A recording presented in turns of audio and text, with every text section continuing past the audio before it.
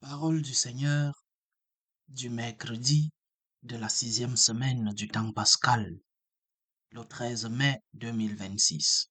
Première lecture. Lecture du livre des Actes des Apôtres. Actes chapitre 17, versets 15-22 au verset 18-1. En ces jours-là, ceux qui escortaient Paul le conduisirent jusqu'à Athènes. Puis ils s'en retournèrent, porteurs d'un message, avec l'ordre pour Silas et Timothée de rejoindre Paul le plus tôt possible. Alors Paul, debout au milieu de l'aréopage, fit ce discours.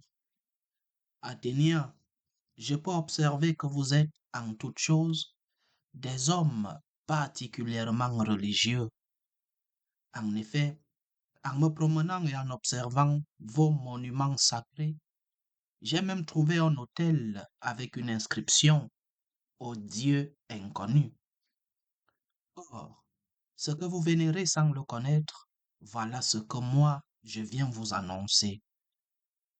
Le Dieu qui a fait le monde et tout ce qu'il contient, lui qui est Seigneur du ciel et de la terre, n'habite pas dans des sanctuaires faits de mains d'hommes.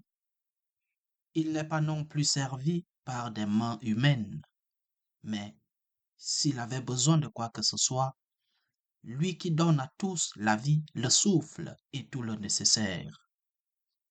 À partir d'un seul homme, il a fait tous les peuples pour qu'ils habitent sur toute la surface de la terre, fixant les moments de leur histoire et les limites de leur habitat.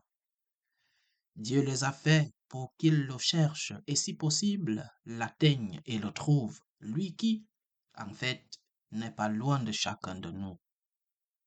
Car c'est en lui que nous avons la vie, le mouvement et l'être. Ainsi l'ont également dit certains de vos poètes, nous sommes de sa descendance. Si donc nous sommes de la descendance de Dieu, nous ne devons pas penser que la divinité est pareille à une statue d'or, d'argent ou de pierre, sculptée par l'art et l'imagination de l'homme.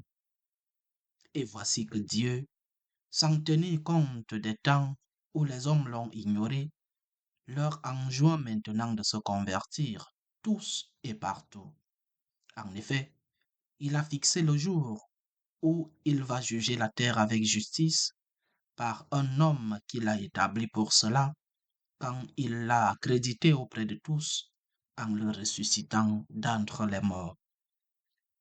Quand ils entendirent parler de résurrection des morts, les uns se moquaient et les autres déclarèrent, là-dessus, nous t'écouterons une autre fois.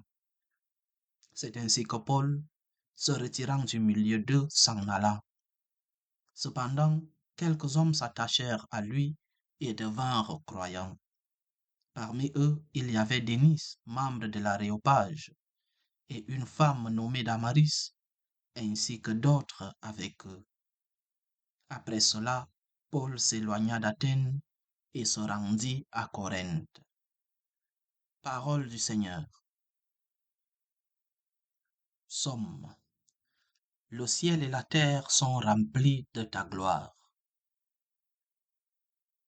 Louez le Seigneur du haut des cieux, louez-le dans les hauteurs. Vous, tous les anges, louez-le tous les univers. Les rois de la terre et tous les peuples, les princes et tous les juges de la terre, tous les jeunes gens et jeunes filles, les vieillards comme les enfants. Ils louent le nom du Seigneur, le seul au-dessus de tout nom. Sur le ciel et sur la terre, sa splendeur, louange de tous ses fidèles. Alléluia, Alléluia, Alléluia. Moi je prierai le Père, et il vous donnera un autre défenseur qui sera pour toujours avec vous. Alléluia, Alléluia, Alléluia. Évangile de Jésus-Christ selon saint Jean. Jean chapitre 16, versets 12 à 15. En ce temps-là, Jésus disait à ses disciples, j'ai encore beaucoup de choses à vous dire. Pour l'instant, vous ne pouvez pas les porter. Quand il viendra, lui, l'Esprit de vérité, il vous conduira dans la vérité tout entière. En effet, ce qu'il dira ne viendra pas de lui-même, mais ce qu'il aura entendu, il le dira. Et ce qui va venir, il vous le fera connaître. Lui me glorifiera, car il recevra ce qui vient de moi pour vous le faire connaître. Tout ce que possède le Père est à moi. Voilà pourquoi je vous ai dit, l'Esprit reçoit ce qui vient de moi pour vous le faire connaître. Acclamons la parole de Dieu. Les paroles du Seigneur de l'évangile de ce mercredi ont l'air d'un au revoir. Et oui, c'est un au revoir. Un au revoir, pas un adieu. Un au revoir parce que dans l'ancienne tradition, et même dans certaines localités encore, l'Ascension se célèbre demain, jeudi, Ascension de notre Seigneur. D'autres localités dans le monde ont adapté le calendrier et célébreront l'Ascension dimanche.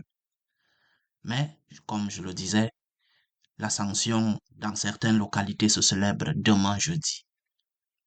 Et un jour avant donc l'Ascension, le Seigneur donne un discours de revoir, un discours plein de promesses, un discours plein d'espérance.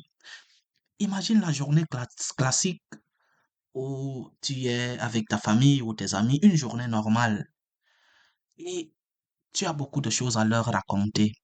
Cela fait peut-être longtemps que tu ne les vois pas, ou alors tu rentres d'un grand voyage, ou simplement tu as eu une journée pleine d'expériences. Tu veux tout expliquer, mais tu n'as pas assez de temps. Eh bien, c'est ce qui est arrivé à Jésus.